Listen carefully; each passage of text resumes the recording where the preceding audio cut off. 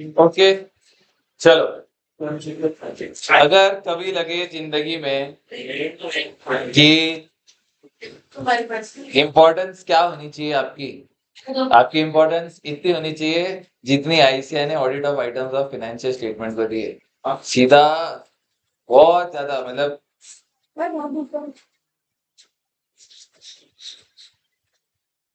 जिंदगी में से आपका अगर 20% वेटेज पूरा एक चैप्टर को दिया है, वैसे किसी की जिंदगी में अगर आपका 20% वेटेज है तो फिर वो बहुत बड़ी बात हो जाती है।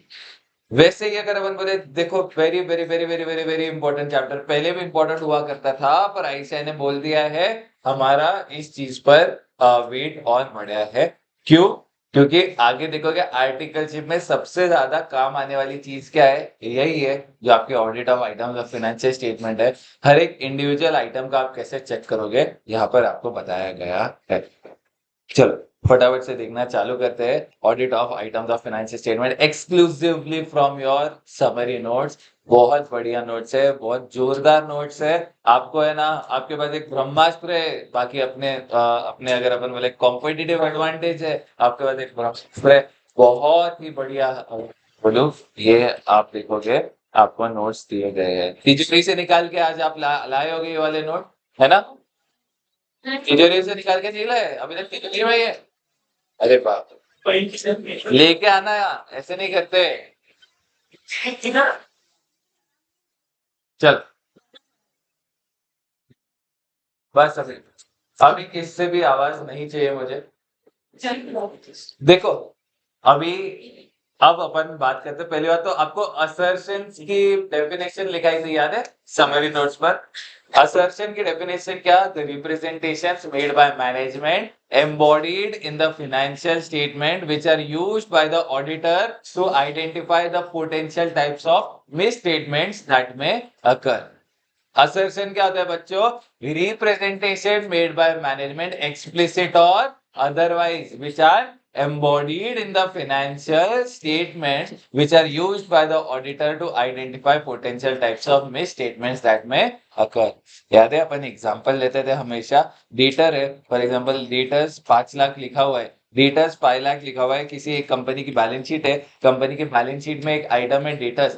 फॉर एग्जांपल एक कंपनी है, मैंने बोला एचयूएल है एक कंपनी, वो एचयूएल की बैलेंस शीट है। बैलेंस शीट एज एट 31 मार्च 22 है, और उसमें एक आइटम है डेटर्स, और अमाउंट है डेटर्स का 5 लाख।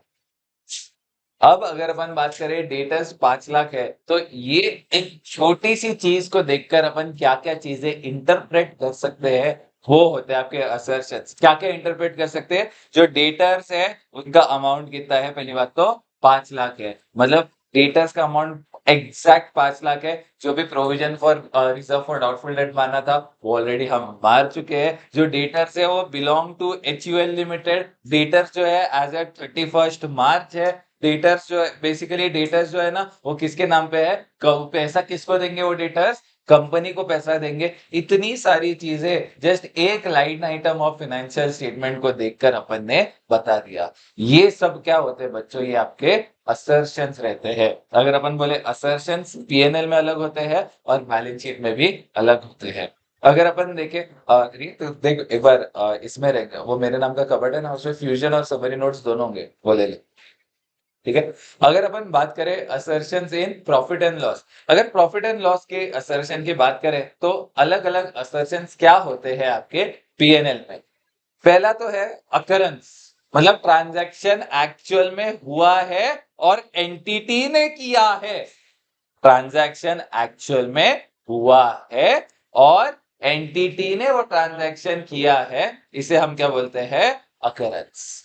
दूसरा होता है कंप्लीटनेस, जितने भी ट्रांजैक्शन रिकॉर्ड होने चाहिए सारे के सारे ट्रांजैक्शन रिकॉर्ड कर लिए हैं। जितने भी ट्रांजैक्शन रिकॉर्ड करने थे सारे के सारे रिकॉर्ड कर लिए हैं, इसे हम बोलते हैं completion. None of the transaction have been omitted. जितने ट्रांजैक्शन थे सारे के सारे रिकॉर्ड कर लिए हैं, none of the transaction has been omitted.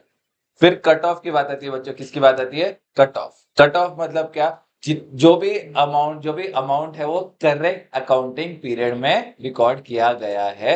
जो भी अमाउंट है वो करेक्ट अकाउंटिंग पीरियड में रिकॉर्ड किया गया है, उसे हम बोलते हैं कट ऑफ।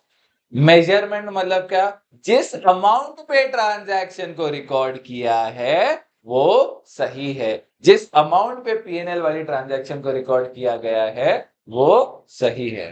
फिर उसके बाद प्रेजेंटेशन एंड डिस्क्लोजर मतलब क्या, जो डिस्क्लोजर है वो एज पर शेड्यूल 3 है या नहीं वो आपको देखना पड़ता है।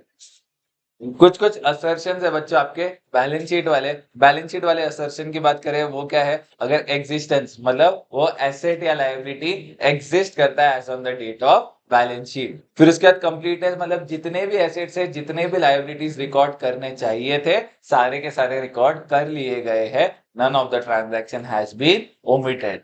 कट ऑफ मतलब क्या होता है बच्चों, कट ऑफ मतलब करेक्ट अकाउंटिंग पीरियड में यहाँ पर रिकॉर्ड कर दिया गया है।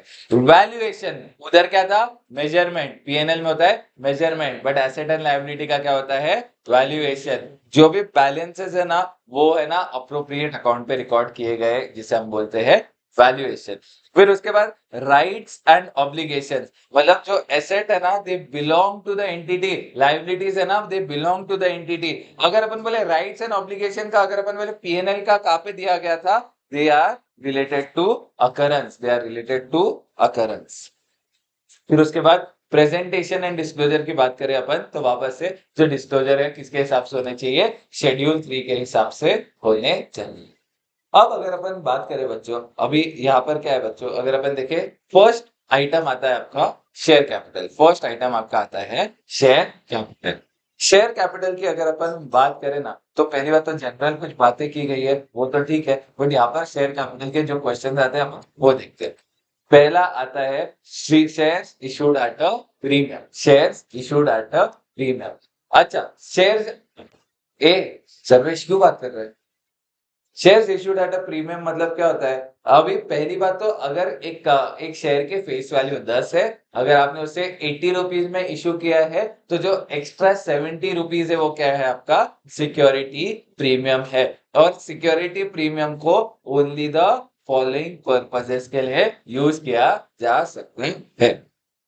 अच्छा पहली बात तो issue of unissued shares of the company मतलब as fully paid up bonus shares, writing off preliminary expense of the company, writing off expense जिसमें आ गया कमीशन डिस्काउंट और on any issue of share of debenture, in providing the premium और payable on redemption of any redeemable preference shares और any debentures for the purchase of its own shares under section 68। याद है क्या, पहले तो दो expense थे, कौन से एक्सपेंसेस थे, writing off preliminary expense, writing off expense discount और commission on issue of shares और डिबेंचर्स। फिर उसके बाद शेयर्स लेने का, शेयर लेने का मतलब क्या, अगर अपन बोले बाय बैक, लेने का मतलब क्या बोलते हैं अपन, बाय बैक बोलते हैं एज पर सेक्शन 68। फिर शेयर्स वापस देने का मतलब क्या, issue of fully paid up bonus share.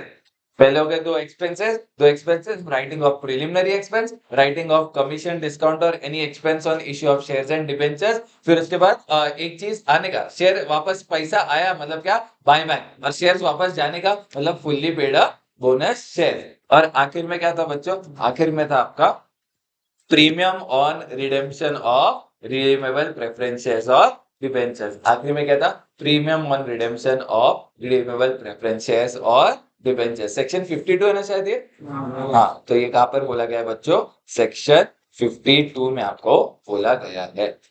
Auditor क्या देखेगा, पहली बात तो प्रीमियम मिला है शेयर्स पे, they have been transferred to securities premium account and whether the application of any amount of the said securities premium is only for the purpose mentioned above। Securities जो share capital है उसका पहला question ये था। दूसरा question आपका क्या है, shares issued at a discount. According to section 53 of the companies act है ना, कंपनी ने ना कोई भी शेयर्स को डिस्काउंट में इशू नहीं करना चाहिए except sweat equity shares under section 54। इसके बाद क्या बोला, जो भी शेयर्स इशू किए discount it should be void. पहली बात तो कंपनी ने ना क्या करना चाहिए as per section 53 sweat equity share issue नहीं करना, और कोई भी शेयर डिस्काउंट पे इशू नहीं करना चाहिए except sweat equity shares under section 54। अगर कोई भी शेयर्स को डिस्काउंटेड प्राइस पे आपने इशू किया है इट शुड बी वॉइड। फिर टू ए क्या बोलता है, नॉट विथस्टैंडिंग मतलब बाकी जो बोला हो गया भाड़ में, मतलब notwithstanding anything contained in subsection 1 and 2 a company may issue shares at a discount. Company क्या कर सकती है, शेयर्स को डिस्काउंट पे इशू कर सकती है अगर उसने क्या किया है, डेट को कन्वर्ट किया है इनटू शेयर्स। जो पहली बार डेट था, जो डेट मतलब क्या था, जो लोन था उसको आपने क्या किया है, कन्वर्ट किया है शेयर्स में। और किसके हिसाब से किया है, एज पर आरबीआई या तो बैंकिंग रेगुलेशन एक्ट 1949 किया है, तो आपको क्या करना पड़ेगा, उसके इस पे आप डिस्काउंट पे शेयर इशू कर सकते हो। अगर कोई कंपनी फेल करती है तो जो भी ऑफिसर है उसको लगेगी पेनल्टी। और पेनल्टी अगर अपन लगेगी कितनी बोले, फर्स्ट तो amount raise through the issue of discount shares at discount और 5 lakh rupees whichever is less. फिर जितनी भी मनी मिली है उसको रिफंड करना पड़ेगा along with 12% interest eight 12% per annum from the date of issue of such shares. तो अब इसके बाद बच्चों आता है 53 में बोला क्या कि आप शेयर्स इशू कर सकते हो eight a discount in case of sweat equity share. अरे स्वेट इक्विटी पहले होता स्वीट इक्विटी शेयर्स नहीं है, ये क्या है, sweat equity share. Sweat equity share मतलब जो एम्प्लॉयज अपना खून पसीना लगा देते हैं, एम्प्लॉय जो कंपनी के लिए काम करते हैं, तो उन्हें बदले में क्या मिलेगा, उन्हें बदले में मिलेगा शेयर इक्विटी शेयर।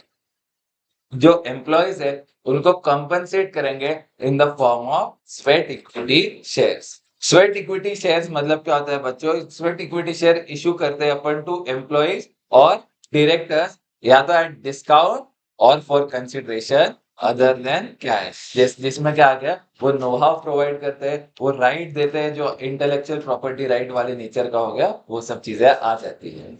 अब यहाँ पर अपन क्या करेंगे, पहली बात तो सेक्शन 54 क्या बोलता है, स्वेट इक्विटी शेयर इशू करने हैं आपको, तो आपको क्या करना पड़ेगा, पहली बात तो लगेगा स्पेशल रेजोल्यूशन। फिर वो रेजोल्यूशन में क्या लिखा होना चाहिए बच्चों, कितने शेयर्स आप इशू कर रहे हो, उसका करंट मार्केट प्राइस क्या है, कौन से डायरेक्टर्स क्लास और क्लासेस ऑफ एम्प्लॉयज और डायरेक्टर्स जिनको आप क्या कर रहे हो, ये शेयर इशू कर रहे हो। अगर लिस्टेड है स्टॉक एक्सचेंज पे तो अपने को किसकी रेगुलेशन फॉलो करनी पड़ेगी, सेबी की रेगुलेशन फॉलो करनी पड़ेगी। जो भी राइट्स है, जो भी लिमिटेशंस है, जो भी रिस्ट्रिक्शंस है, जो भी प्रोविजन स्वेट इक्विटी शेयर्स को लगते हैं, वो होल्डर्स ऑफ सच शेयर्स को पैरी पासु मतलब एज इट इज लग जाएंगे to the other equity shareholders. तो ये आपका लॉ कुछ नहीं किया मैंने, बस आपका लॉ का रिवीजन करा दिया आपको। मैंने 52 का रिवीजन करा दिया, 53 का रिवीजन करा दिया और D4 का रिवीजन करा दिया। ऑडिटर क्या वेरीफाई करेगा कि जो issue of sweat equity shares है ना, तो कंडीशंस वो कंप्लाई हुए कि नहीं, ऑडिटर क्या कर लेगा, चेक कर लेगा। अच्छा, अभी अगला क्या है बच्चों, रिडक्शन इन शेयर कैपिटल। अगला क्या है आपका, रिडक्शन इन शेयर कैपिटल। वापस से लॉ का रिवीजन कराऊंगा, किसका किसके हिसाब से होना चाहिए, वो 66 के हिसाब से होना चाहिए। इसका कुछ अपन ने याद है क्या, इसका फ्लो बनाया था लॉ अकाउंट्स वाला, वो है क्या आपके पास, बिकॉज एक सेकंड मेरे इसमें लिखा होगा। पेज नंबर क्या था इसका, 191 ना,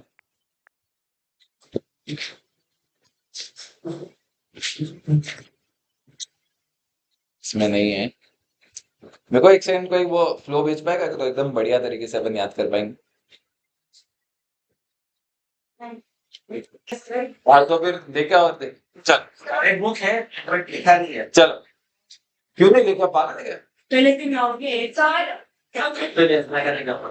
क्या ग्रुप पे भेज देना। अच्छा बोल रहा हूँ सर। अच्छा, पहली बात तो अगर अपन बोले, पहले कुछ प्रोविजंस लॉ वाले पॉइंट्स थे।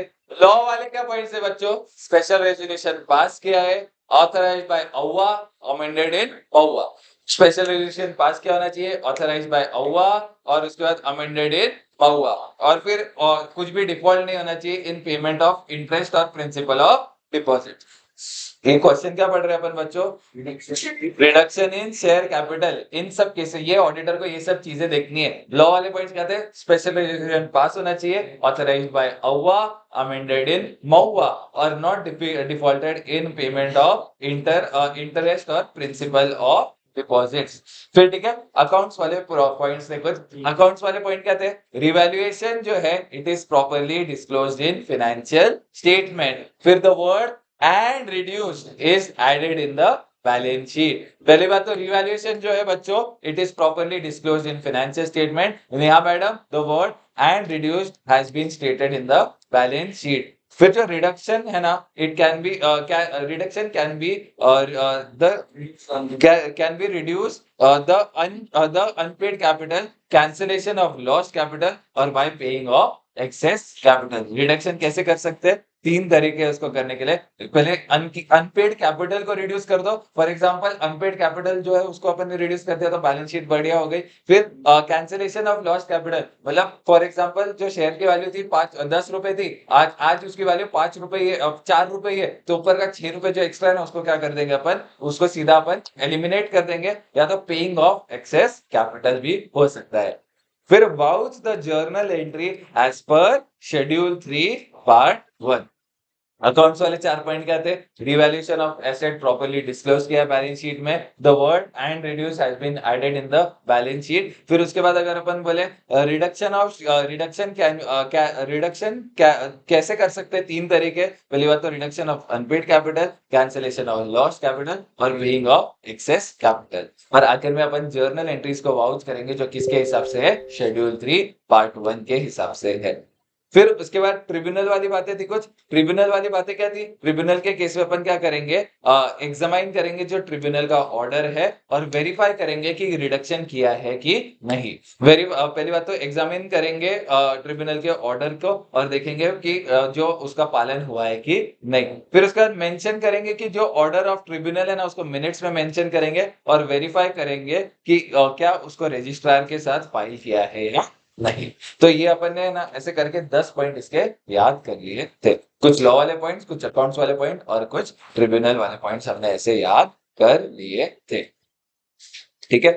अब इसके बाद अगर अपन बोले कि डिस्क्लोजर्स जो है ना, देखो डिस्क्लोजर्स आपको है ना तो देखो एक बार जस्ट देखोगे ना, एक शीट दे दूंगा उसमें सारे के सारे डिस्क्लोजर्स दे दूंगा, क्योंकि डिस्क्लोजर्स का एक क्वेश्चन आईसीआई पूछता ही है। अभी उसमें कुछ लॉजिक नहीं है, उसमें इन एंड प्रॉपर रट्टा है। मतलब डिस्क्लोजर्स में अभी क्या बोलूं, ये पहले आ गया ये बाद में आ गया। अब मैं बोल सकता हूँ ये करंट है ये नॉन करंट है, पर सभी अगर करंट है तो फिर आप कैसे डिस्क्लोज करोगे? अभी वो तो आपको कुछ ना कुछ खुद से ही करना पड़ेगा। बट कोई बात नहीं, आप वो देख सकते हो। इसमें भी इंपॉर्टेंट आपको मार्क कराया है मैंने डिस्क्लोजर्स, आप वो क्या कर सकते हो? देख सकते हो। ठीक है। अगला पॉइंट यहाँ पे क्या आ जाता है बच्चों? Audit of reserves and surplus. Reserves and surplus में ना अगर अपन बात करें, दो टाइप के रिजर्व होते हैं। कुछ होते हैं रेवेन्यू रिजर्व और कुछ होते हैं कैपिटल रिजर्व। रेवेन्यू रिजर्व मतलब ऐसे रिजर्व जिनके बेसिस पे अपन क्या कर सकते हैं, जो सप्लीमेंट कर सकते हैं डिविजिबल प्रॉफिट, मतलब प्रॉफिट इनसफिशिएंट है तो उसको देख के अपन डिविडेंड दे सकते हैं। फिनेंस कर सकते हैं एक्सटेंशन ऑफ बिजनेस, ऑगमेंट कर सकते हैं वर्किंग कैपिटल, मतलब यूज कर सकते हैं इन वर्किंग कैपिटल, या तो स्ट्रेंथन कर सकते हैं जो financial position of the company है उसे स्ट्रेंथन कर सकते हैं। फिर उसके बाद क्या रहे? हाँ, अरे बाप रे, बैठ जाओ बैठ जाओ। सर इसके बाद क्या आता है बेटा? Capital reserve. कैपिटल रिजर्व मतलब ऐसा कुछ ऐसे रिजर्व जिन which can be used only for a specific purpose और उसको डिविडेंड बांटने के लिए यूज नहीं किया जा सकता है। जैसे क्या रिजर्व विच मतलब doesn't include amount which is regarded as free for distribution, utilise कर सकते हैं only for limited purposes. Capital reserve is created from capital profits through the sale of assets and sale of asset, जैसे profit on share वगैरह के वजह से create होता है। जो नॉर्मली इनको यूज कब कर सकते हैं अपन? राइटिंग डाउन फिक्टिशियस एसेट्स और लॉसेस, या तो इशूइंग बोनस शेयर्स। बट अगर अपन बोले जो सिक्योरिटीज प्रीमियम और सीआरआर है उनका काम किधर दिखा हुआ है? 52 एंड 55 में बोला गया है। अभी इसमें अगर अपन बात करें बच्चों ऑडिट प्रोसीजर्स के बारे में, ऑडिट प्रोसीजर्स के बारे में अगर अपन बात करें, पीएनएल जो बैलेंसेस है ना उस केस में अपने को क्या करना पड़ेगा? ट्रेस करना पड़ेगा मूवमेंट टू सरप्लस और deficit account as per PNL for the year under audit. अपने को क्या देखना है? जो मूवमेंट है ना अपन ट्रेस करेंगे थ्रू सोकी। सोकी मतलब क्या? Statement of changes in equity. फिर वेरीफाई करेंगे जो रेजोल्यूशन पास किया है बोर्ड ऑफ डायरेक्टर्स ने और देखेंगे कि उन्होंने अगर रिकमेंडेशन ऑफ डिविडेंड्स के बारे में क्या बोला है। अगर डिविडेंड्स बैलेंस शीट डेट के बाद बोला गया है तो उसको लायबिलिटी नहीं बताएंगे, बट इसको 12वीं के हिसाब से अपन क्या करते हैं? डिस्क्लोज करते हैं कि ये अमाउंट को डिक्लेयर किया है after the date of balance sheet but the financial statement was approved. ठीक है। सिक्योरिटीज प्रीमियम वगैरह ठीक है, डिस्क्लोजर्स तो आपको खुद से ही करने पड़ेंगे। तो ये हो गया आपका रिजर्व एंड सरप्लस। अच्छा, अब बात आती है कि एग्जिस्टेंस के बारे में। देखो तुमको है ना फॉर एग्जाम्पल यूपी में रहना है, फॉर एग्जाम्पल अब ऊपर ऊपर रहना है, जहाँ पे ऊपर रहना है, सबके ऊपर रहना है, तो आपको क्या बताया, काल को भी क्या बनना पड़ेगा, मिश्रा बनना, काल को भी क्या बनना पड़ेगा, मिश्रा बनना पड़ेगा। और he says I O U cab, नहीं तो फिर क्या होगा, आपको कैब में बिठा देंगे और कैब उल्टी कर देंगे। अभी जो जिसका भी लॉजिक अच्छा है उसको आंसर समझा होगा, नहीं तो फिर आप लोगो देख सकते हो। चलो, call Mishra I O U cab, चलो call Mishra I O U cab. C से क्या था, control that invoices are not recorded more than one. देखो अभी इसमें क्या था, इतना लर्न करूं क्या मैं, इससे अच्छा क्या है, सीधा मास्टर आंसर। अभी देखो काल मिश्रा कुछ यहाँ तक था, अरे ओ यू क्या है ना, देखो कितनी चीज कवर हो गई, ट्रेड रिसीवेबल आ गया, कैश एंड कैश इक्विवेलेंट आ गया, इन्वेंटरी आ गया, पीपी आ गया, ट्रेड पेएबल आ गया, बहुत बढ़िया यार। यस, अगर अपन बोले नीचे अगर कुछ एक्स्ट्रा है तो वो भी आपको दे दिया गया है।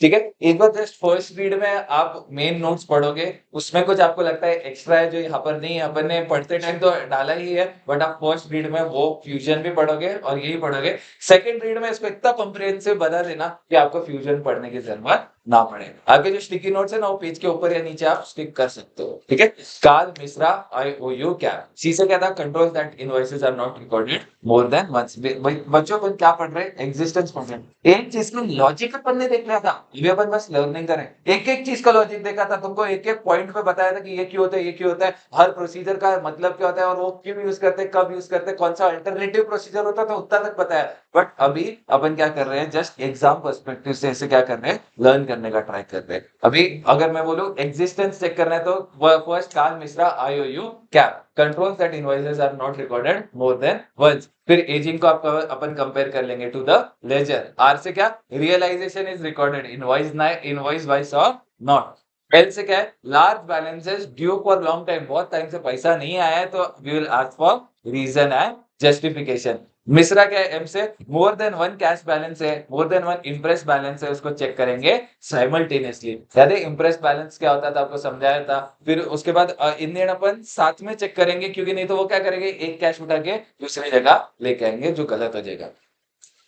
इन्वेंट्री और physical count should be eight regular intervals. फिर अगर कैश का अगर फिजिकल काउंट कर रहे हैं ना, तो कैशियर को प्रेजेंट होना चाहिए, वरना वो क्या करेगा, ऑडिटर को जिम्मेदार ठहरा देगा कि ये जो चोरी की है ना, ये ऑडिटर तूने किए। तो कैश को वेरीफाई करने time cashier should be present. फिर सरप्राइज चेक करेंगे at the year and and at any time during the course of audit. तो सरप्राइज चेकिंग जो होगी वो एक बार नहीं होगी, वो 2 बार होगी। आर से क्या था, review entity's plan for physical count. A से क्या था, जो एक्चुअल कैश बुक में एंट्रीज है उसको कंपेयर करेंगे with rough cash book. IOU मतलब याद है क्या, मैंने बोला IOWEU, IOU मतलब याद है, कोई पैसा डब्बे में से निकाल के जाता है तो वो एक चिट्ठी छोड़ के जाता है, वो कि मैं तेरे को अभी 2-3 दिन में ये पैसा वापस डाल के दे देगा वापस। इसको अपन क्या बोलते हैं, IOU। तो जो IOU है ना, वो प्रॉपरली ऑथराइज्ड होने चाहिए और प्रॉपरली अप्रोप्रिएटली रिकॉर्डेड होने चाहिए इन द बुक्स। फिर अपन क्या करेंगे, कैश सेंसिटिविटी एनालिसिस करेंगे। क्या करेंगे, कैश सेंसिटिविटी एनालिसिस करेंगे, टोटल कैश रिसीट्स और पेमेंट्स ईच महीने को। अपन क्या करेंगे, कैश सेंसिटिविटी एनालिसिस लड्डा जी अपन क्या करेंगे, परफॉर्म करेंगे। फिर ए से क्या था, एनालाइज करेंगे ट्रेंड्स, रिकंसाइल करेंगे एसेट्स, जो भी वेरिएशंस है, जो भी डिस्क्रिपेंसीज है ना, उसके लिए अपन ब्रीफ डिस्क्रिप्शन ले लेंगे मैनेजमेंट से। बी से क्या था, सारे BRS for all bank account जो है ना अपन ले लेंगे और क्लाइंट का प्रोसेस और पीरियड समझेंगे और आखिर में चेक करेंगे बोर्ड मिनट्स एंड अग्रीमेंट। पहला तो क्या है, काल मिश्रा IOU क्या। सी से control that the invoices are not recorded more than once. Pareek ji बेटा आपको घर पे जाना है, आप जा सकते हो, अभी मैं इतनी बार बोल के थक चुका हूँ। ए से क्या है आपका, ए से क्या है, अपन क्या करेंगे, एजिंग को कंपेयर करेंगे विद लेजर। आर से क्या है, realisation is recorded invoice wise और नॉट। एल से जो है ना, लार्ज बैलेंसेस, बहुत टाइम से पैसा नहीं आया तो उसका रीजन और जस्टिफिकेशन के लिए अपन पूछेंगे। एम से क्या है, more than one cash balance है, more than one imprest balances है, उनको साइमल्टेनियसली चेक करेंगे। आई से क्या है, इन्वेंट्री और इन्वेंट्री को फिजिकल काउंट करेंगे एट रेगुलर इंटरवल्स। एस से क्या था बच्चों आपका, ऐसे था सरप्राइज चेक करेंगे at year end at any time during the course of audit. R से क्या था, रिव्यू करेंगे एंटिटी का plan for physical count. A से था एक्चुअल कैश बुक को कंपेयर करेंगे अपन रफ कैश बुक से। ओ आईओयू क्या था, आईओयू को अपन देखेंगे वो अप्रोप्रिएटली रिकॉर्डेड और ऑथराइज्ड है या नहीं। MISR। आईओयू सी से था, सी से अपन कैश सेंसिटिविटी एनालिसिस करेंगे कैश रिसीट्स और पेमेंट का ड्यूरिंग द मंथ। एनालाइज करेंगे ट्रेंड्स और रिकंसाइल करेंगे एसेट्स और रिकंसाइल करेंगे रिसीट्स। वेरिएशंस और डिस्क्रिपेंसीज के लिए अपन क्या करेंगे, मैनेजमेंट से ब्रीफ डिस्क्रिप्शन मांग लेंगे। बी से था बीआरएस, सारे अकाउंट्स के लिए मांग लेंगे, क्लाइंट का प्रोसेस समझ लेंगे और पीरियडिटी समझ लेंगे, और आखिर में बोर्ड मिनट्स और अग्रीमेंट्स अपन ले लेंगे। तो ये क्या था, existence for trade receivable, cash and cash equivalent, inventories और पीपी। इन्वेंट्री का शायद और एक पॉइंट था यहाँ पर, इन्वेंट्री का क्या है, ऑडिटर पार्टिसिपेट करेगा इन्वेंट्री काउंट में, बट इन्वेंट्री का क्वेश्चन आया ना, मोस्ट प्रोबेबली किसका आएगा, 501 का आएगा, audit evidence specific consideration for selected items. उसमें existence and condition of inventory था, तो फिर वो आपको वहां पर आ सकता है, ठीक है। अगर अपन बोले टेस्ट काउंट ऑफ इन्वेंट्री कैसे किया जाएगा, वो आपको नीचे बताएगा, ठीक है। अब ओके, अभी सेकंड बच्चों क्या है, यहाँ पर क्वेश्चन क्या है, existence of boring. Second question क्या है, एग्जिस्टेंस ऑफ बोरिंग। पहली बात तो अपन क्या करेंगे, रोल आउट करेंगे इंडिपेंडेंस बैलेंस कंफर्मेशन। बोरोइंग्स है, लोन है, अपन ने बैंक से लोन किया है, तो अपन उसके बेसिस पे अपन कैसे चेक करेंगे, अपन इंडिपेंडेंट बैलेंस कंफर्मेशन मंगवा लेंगे बैंक से। अगर जो डेट है ना, रिटायर हो चुका है, डेट खत्म हो चुका है, तो जो भी चार्ज किया था अपन ने सिक्योरिटी पे, जो भी चार्ज क्रिएट हुआ था अपने एसेट पे, वो उस पे क्या मिलना चाहिए, अभी डिस्चार्ज मिलना चाहिए। क्या मिलना चाहिए लड्डा जी, जो भी चार्ज मिला था उस पे डिस्चार्ज मिल जाना चाहिए। फिर अपन कंपेयर करेंगे the same with agreement, obtain करेंगे रिटर्न रिप्रेजेंटेशन, और आखिर में अगर अपन बोले auditor to participate in inventory counts that represent valid claim. अच्छा, और जो है ना, अगर अपन रिटर्न रिप्रेजेंटेशन ले लेंगे क्या, कि that liabilities represent a valid claim, ठीक है। अभी अगर अपन बोले रिटर्न एग्रीमेंट ले कंपेयर कर लेंगे agreement for loan for lease है एचपी, दो चीजों के लिए अपन वो ले लेंगे, ठीक है। अभी अगला क्या है बच्चों, यहाँ पे लास्ट आंसर अगर अपन देखने का ट्राई करें, कि लास्ट आंसर यहाँ पर बोला गया है इनटेंजिबल एसेट्स का। अगर अपन देखें तो अपन एग्जिस्टेंस कैसे चेक करेंगे। इनटेंजिबल एसेट्स क्या है, आइडेंटिफाइबल नॉन मॉनेटरी एसेट है, तो अगर उसका डिलीशन हुआ है तो वह पोस्ट अप्रूवल होना चाहिए, and amortisation should be ceased beyond the date of deletion, ठीक है। अगर अपन देखें यहाँ पर एक नोट डाला हुआ था कुछ नीचे, नोट क्या था, for establishing existence of loans and advances direct confirmation procedure लगाएंगे which is similar to account receivable. Only difference is that अगर अपन लोन्स एंड एडवांसेस का कंफर्मेशन मंगा रहे, अपन प्रिंसिपल के साथ साथ इंटरेस्ट का भी कंफर्मेशन मंगवा लेंगे, ठीक है। अभी यहाँ पर कुछ पॉइंट्स दिए गए कि अगर अपन बात करें टेस्ट काउंट्स कैसे करेंगे, वेरीफाई कैसे करेंगे बीआरएस को, डायरेक्ट कंफर्मेशन अपन कैसे मांगेंगे, आपको यहाँ पर बोला गया। अच्छा, टेस्ट काउंट्स के बारे में अगर आपको क्वेश्चन आया तो आप ये वाला पार्ट लिखोगे, देखेंगे जो एम्प्लॉइज है ना, वो प्लान को ऑर्डर कर रहे हैं कि प्रॉपर नहीं, हर आइटम को है ना आइडेंटिफिकेशन मार्क होना चाहिए, मतलब हर item should be properly tag. अभी जो है ना, अगर अपन पूरा काउंटिंग कर रहा है तो कौन करना चाहिए बच्चों, अप्रोप्रिएट पर्सोनल ने क्या करना चाहिए, आपका काउंट प्रोसीजर लगाना चाहिए। फिर उसके बाद जो है ना, अपन देखेंगे जो अमाउंट जो टैक्स पे है वो प्रॉपर है या नहीं, वो अपन चेक कर लेंगे।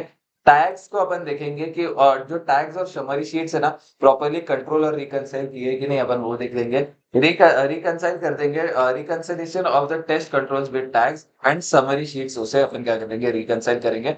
अपन देखेंगे कि हर बार अलर्ट रहने का, कि कॉशियस रहने का, कि कोई भी खाली बॉक्स तो यहाँ पर नहीं दिया हुआ है, या तो ऑब्सोलीट आइटम वाला बॉक्स तो नहीं दिया गया है। फिर कट ऑफ प्रोसीजर लगा देंगे, जिसमें अपन डॉक्यूमेंटेशन देख लेंगे लास्ट 5 से 10 रिसीविंग रिपोर्ट्स को। अपन क्या करेंगे, इंश्योर करेंगे exclusion of third party stock and damage stock को, और अपन क्या करेंगे, अकाउंटिंग ऑफ ऑल शीट्स हुआ है कि नहीं उसे चेक कर लेंगे। बीआरएस वेरिफिकेशन याद है, अपन ने बढ़िया सा बनाया था, इसमें अपन ने एक बहुत बढ़िया तरीका किया था अपन ने, ओपनिंग एड, याद है क्या, उसमें आपके पास एड वो सब पार्ट था कि cheques issued but not clear, उसके बाद less cheques deposited but not clear, और वो ऐसे cheques issued but not presented for payment, उसके रिलेटेड और क्लोजिंग बैलेंस रिलेटेड, उसको एक अपन ने प्रॉपर फ्लो में बना के उसके रिलेटेड अपन ने क्या किए थे, सारे के सारे प्रोसीजर्स लगाए थे। आपके पास किसी के पास है तो मेरे को तुरंत भेज दो ना, तुरंत का तुरंत भेज दो। बीआरएस वाला पार्ट अपन देख लेते हैं।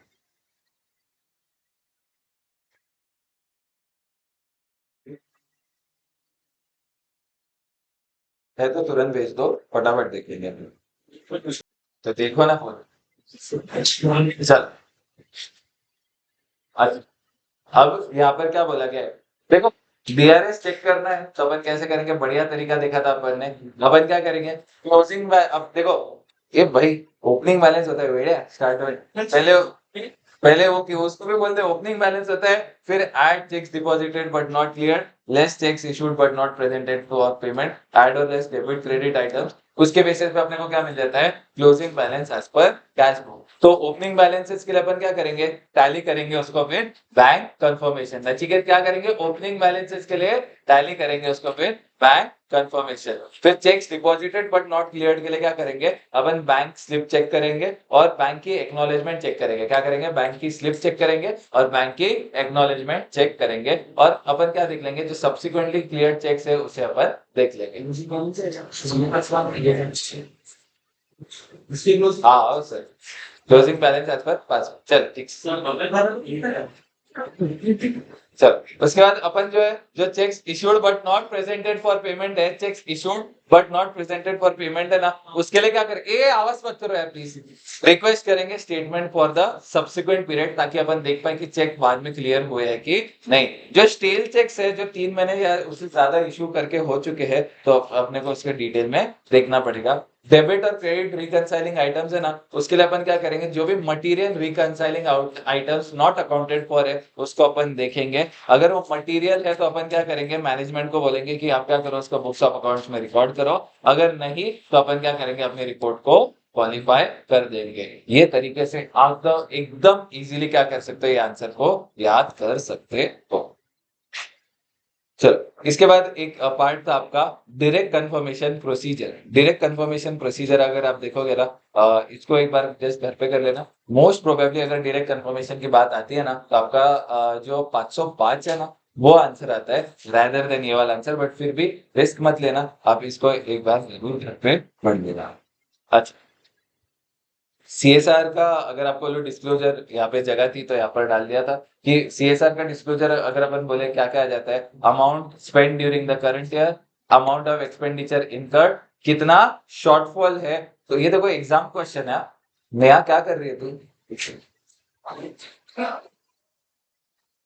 शॉर्टफॉल कितना है, उसके बाद पिछले साल का शॉर्टफॉल क्या है, रीजन फॉर शॉर्टफॉल क्या है, नेचर ऑफ सीएसआर एक्टिविटी, और details of related party transaction. Detail में अपन ने एक एक को पढ़ा था, एक एक को आपको टाइम भी दिया था आपको याद करने के लिए, बहुत ज्यादा टाइम अपन ने, अगर अपन ने बोला 15 घंटे अप्रोक्सीमेटली अपने को क्या कर लिया, आइटम्स ऑफ फाइनेंशियल स्टेटमेंट्स में लग गए थे।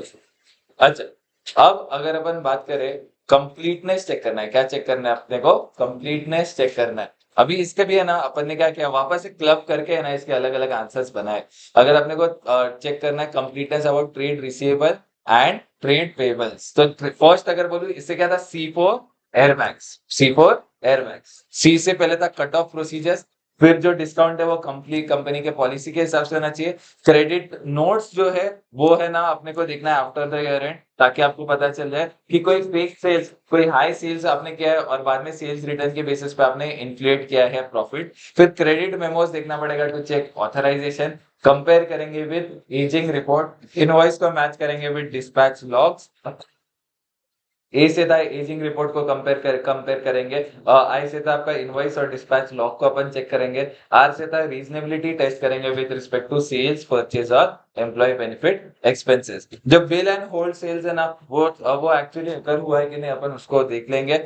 एडवांसेस जो थे ना, जो आउटस्टैंडिंग है फॉर मोर देन 6 मंथ्स, आप क्या पूछोगे, क्या उसमें कोई डिस्प्यूट है क्या, अगर कोई एडिशनल लायबिलिटी है तो अपन वेरीफाई भी कर लेंगे डॉक्यूमेंटेशन।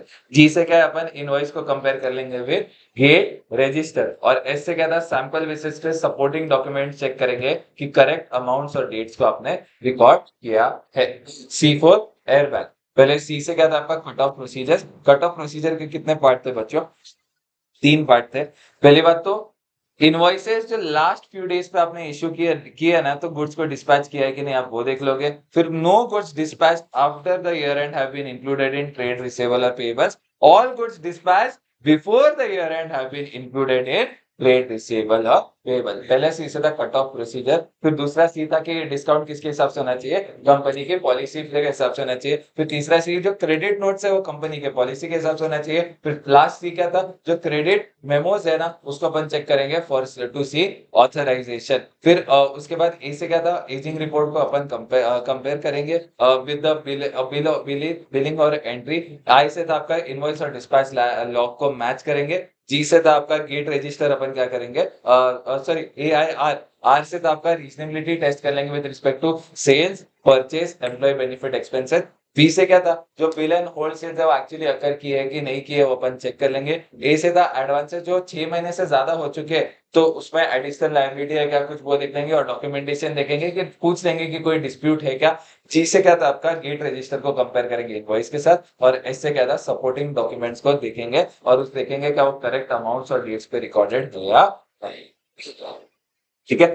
फिर अगला क्वेश्चन क्या है, कंप्लीटनेस चेक करना है फॉर इन्वेंट्रीज। कंप्लीटनेस चेक करना है अपने को इन्वेंट्रीज का। अगर इन्वेंट्री का कंप्लीटनेस चेक करना है तो पहली बात तो अपन देखेंगे examine non financial information relating to inventories, जैसे क्या वेट्स एंड अदर मेजरमेंट। पहली बात तो इन्वेंट्री को मेजर कैसे करते हो, वेट्स क्या है उसको आपको क्या करना पड़ेगा, देखना पड़ेगा।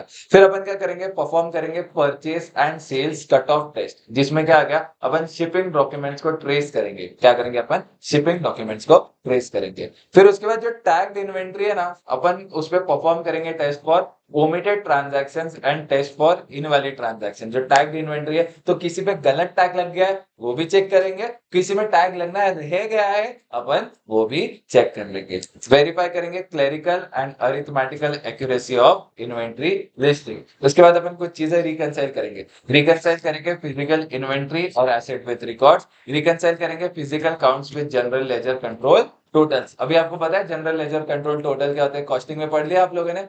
ठीक है। फिर उसके बाद रिकंसाइल करोगे inventory which belong to the client but which were held by third parties like transporters, warehousers और पोर्ट अथॉरिटीज। इसका भी अगर अपन अभी अगला वाला क्या है, अगर अपन देखें यहाँ पे अगला वापस आपके पास कोड है कि देखो यार कंप्लीट आपको इन केस ऑफ पीपी और इंटेंजिबल एसेट कब लगना है, पकोड़ा साहब। क्या याद है आपको, कंप्लीट कब लगेगा, जब क्या है पकोड़ा साहब। इन केस ऑफ अगर अपन बात करें किसका था आपका ये इंटेंजिबल एसेट्स ऑफ पीपीई। ठीक है। पहली बात तो अपन देखेंगे इंटरनल प्रोसेस जो है वो फॉर इनवाइटिंग कॉम्पिटिटिव कोटेशन। याद है मैंने आपको कोटेशन क्या होता है, क्यों लेते हैं, पैसा कैसे बाहर निकलता है, इसमें से सब बताया था। जो कोटेशंस का प्रोसेस है आपने वो फॉलो किया है कि नहीं, और उसमें for procuring PPE and check supporting documents और सैंपल बेसिस। जो प्रोक्योरिंग प्रोसेस ऑफ पीपीई है उसको अपन चेक करेंगे लाइक इनवाइटिंग कोटेशन, और उसके सपोर्टिंग डॉक्यूमेंट्स को अपन क्या करेंगे सैंपल बेसिस पर चेक कर लेंगे। ए से क्या था, एडिशंस और कॉस्ट किसके हिसाब से, AS 10 और 26। सी से क्या है, certificate for the date of commencement of use of intangible asset. C से क्या है, certificate for the date of commencement of use of intangible asset. फिर ओ से क्या था आपका, opening plus addition minus deletion equal to closing. O से क्या था, opening plus addition minus deletion equal to closing. D से क्या था आपका बच्चों, जो डिलीशंस किए गए पीपी और इंटेंजिबल एसेट से उसका रीजन और रैशनली पूछ लो मैनेजमेंट से, और जो डिस्पोजल प्रोसेस है वो आपने ढंग से किया है कि नहीं, और उसका calculation of profit and loss अपन क्या कर लेंगे, अपन चेक कर लेंगे। फिर उसके बाद ए से क्या था, arithmetic accuracy of the movement in the schedule का अपन चेक कर लेंगे। ऐसे था जो स्पेयर पार्ट्स है ना जो 1 साल से ज्यादा अपन ने होल्ड किया उसको कैपिटलाइज करना चाहिए। और लास्ट ए था आपका एडिशन जो है ना AS 26 का क्राइटेरिया मीट करते हैं और रिसर्च फेज का कोई भी खर्चा कैपिटलाइज नहीं होना चाहिए। भव्या जी अगर अपन बात करें आपको पीपीई और इंटेंजिबल एसेट्स का ऑडिट करना है और उनका देखना है कि वो कंप्लीट है कि नहीं है, तो आप क्या देखोगे, पकोड़ा सा।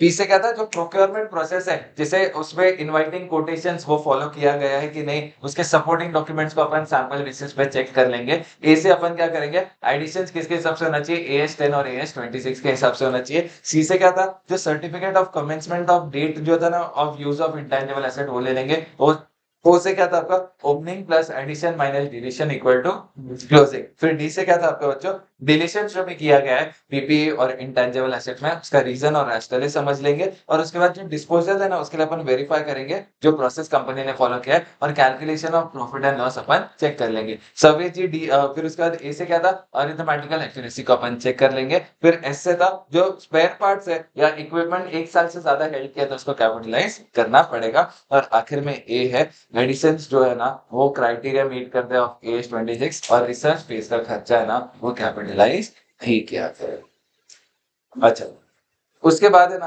आपको बोलूं तो यहाँ पर पार्ट था अगला वाला कि अगला वाला पार्ट कौन सा है बच्चों ये है आपका लोन्स एंड एडवांसेस। इतने बढ़िया नोट्स है ना किधर नहीं मिलेंगे ओनली इम्पैक्ट एक्सक्लूसिव। अभी एक जगह पे आपको सारे पॉइंट्स मिल रहे हैं बहुत बहुत मेहनत करके बनाए तुम लोग है ना इसका बेस्ट यूटिलाइजेशन करना ठीक है। अगर अपन बात करें कि लोन्स एंड एडवांसेस जो है लोन्स एंड एडवांसेस का कंप्लीटनेस कैसे चेक करेंगे अगर इसका भी कुछ कोड था क्या हाँ इसका कोड था क्या क्या था ऑल ऑल राउंड्स शायद वो ई नहीं था एंड में ऑल राउंड्स ठीक है।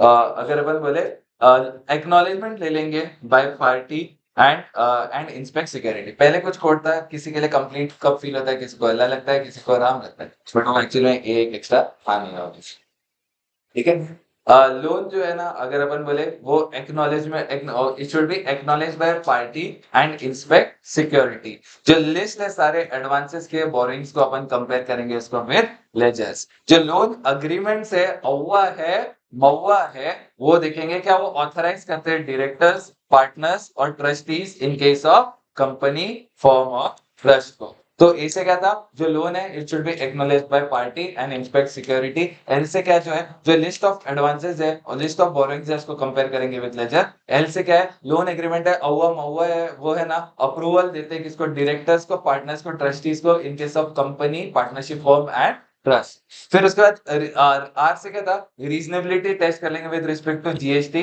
ITC to confirm the reasons for variances to be requested. A से क्या था आपका बच्चों जो ट्रांजैक्शन है रिलेटेड पार्टी के साथ वो कैसे it should be authorised and at arm's length price. Arm's length price क्या होता है मैंने आपको बताया था फेयर प्राइस पे होना चाहिए।